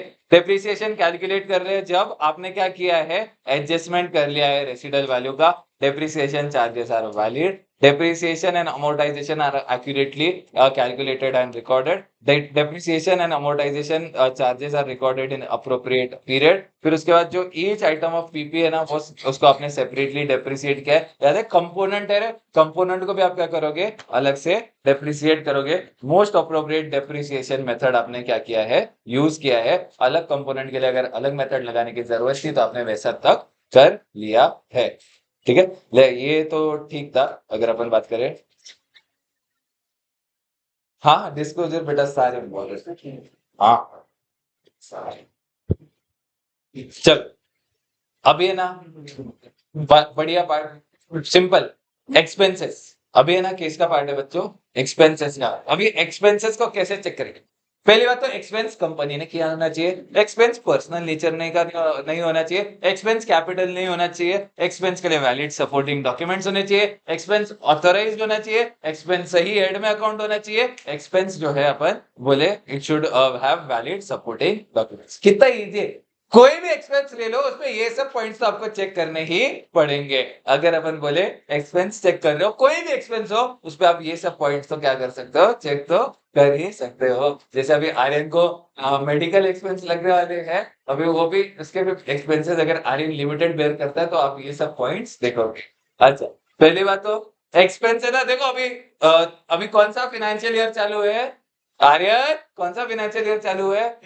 23-24। तो अभी 23-24 में वो खर्चा जाना चाहिए, है ना बिल का। तो अभी अपन बोले एक्सपेंस होना है, वो किसका होना चाहिए, करंट ईयर होना चाहिए। रेवेन्यू नेचर, पूरी हड्डियां तोड़ के नवी हड्डी डाली वैसे नहीं चलेगा। ऐसे क्या है, बस हड्डी तोड़ी, फ्रैक्चर हुआ और आपने क्या किया, फ्रैक्चर का पट्टा मार दिया। वो एक्सपेंडिचर कैसा होना चाहिए, रेवेन्यू नेचर होना चाहिए, it should not B capital in nature. फिर उसके बिल आएगी ना, बिल, तो उसके क्या होना चाहिए, valid supporting document. Travel ticket मतलब जाएंगे ना यहाँ से बेटा, आप तो किधर जाओगे, क्या युगांडा जाओगे? तो युगांडा जाओगे तो उसका ट्रैवल टिकट लगेगा, enjoy, insurance policy, third party invoices सब लगेगा बेटा। फिर उसके बाद एक्सपेंस है ना करेक्ट हेड में डालना, पर आपको तो हेड ही नहीं है, बट फिर में आपको है ना, अरे फिर आपका एक्सपेंस है ना पापा या मम्मी ने ऑथराइज करना चाहिए एज पर अथॉरिटी मैट्रिक्स। और जो है ना एक्सपेंडिचर है ना, it should not be a personal expenditure, and में आके है ना पूरा। ठीक है, अभी बाकी तो चिल्लर चिल्लर एक्सपेंडिचर है ना, वो एक बार आप पढ़ लोगे, कोई दिक्कत नहीं है। डिस्क्लोजर्स में आपके यहाँ पर आपका खत्म होता है ऑडिट आइटम। मेरी एक बात सुनो, अभी है ना तुम लोग, अभी 12 आवर्स का शेड्यूल था जो लास्ट था तुमका। अभी जो अगला शेड्यूल है ना, it is more, it is 13 hours का। बट तुमको एक सिंपल बात मैं ये बोल रहा हूँ, जितना हो सके ना ग्राइंड कर। मतलब तुमको बोलो ना ये पीरियड वापस नहीं आने वाला है। देखो अभी यहाँ से आप जब अभी 4-5 महीने में आपका रिजल्ट आ जाएगा, आप देखोगे ना 4-5 महीने के आसपास आपका रिजल्ट आ जाएगा। तभी तुम्हारे दिमाग में एक ही चीज होनी चाहिए, मैंने तो अपना पूरा दे दिया, जितना था पूरा का पूरा 1% भी नहीं छोड़ा। अगर आपके दिमाग में ये चीज है ना, तो पॉसिबल ही नहीं है कि आपका रिजल्ट नेगेटिव आए। और मुझे ना आपके बैच से बहुत ज्यादा एक्सपेक्टेशन, मतलब इतनी ब्रिलियंट है आपकी बैच जेनुअनली मैं आपको बोल रहा हूँ, मैंने पिछले बैचेस को भी देखा है, बट इतने सारे बच्चे इतने मेहनती, इतने मतलब अगर अपन बोले एंड नेचुरली ऑल्सो, अगर तुम लोग बोले ऑल बहुत ज्यादा तुम लोग स्मार्ट हो। तो ये बैच मैंने मतलब ऐसी बैच तो मेरे पहले 2 बैच में तो नहीं देखी। अभी आपकी जो बैच है जेन्युइनली अगर बोलूँ बहुत ज्यादा स्मार्ट हो आप। बट न्यू अटेम्प्ट है, न्यू अटेम्प्ट में आईसीआई ने क्या किया है, हर बार थोड़ा आपने लेवल थोड़ा आईसीआई ने नीचे ही रखा है। तुम्हारा लेवल ऊपर हो या नीचे हो, आई एम वेरी श्योर कि अपना रिजल्ट बहुत अच्छा है। तुम लोग है ना, सब लोगों ने मेहनत दिल से AIR 1 वाली करनी चाहिए। देखो सबको AIR 1 नहीं आएगा, बट मैं बोल रहा हूँ मेहनत जो है ना दिल से AIR 1 वाली करनी चाहिए।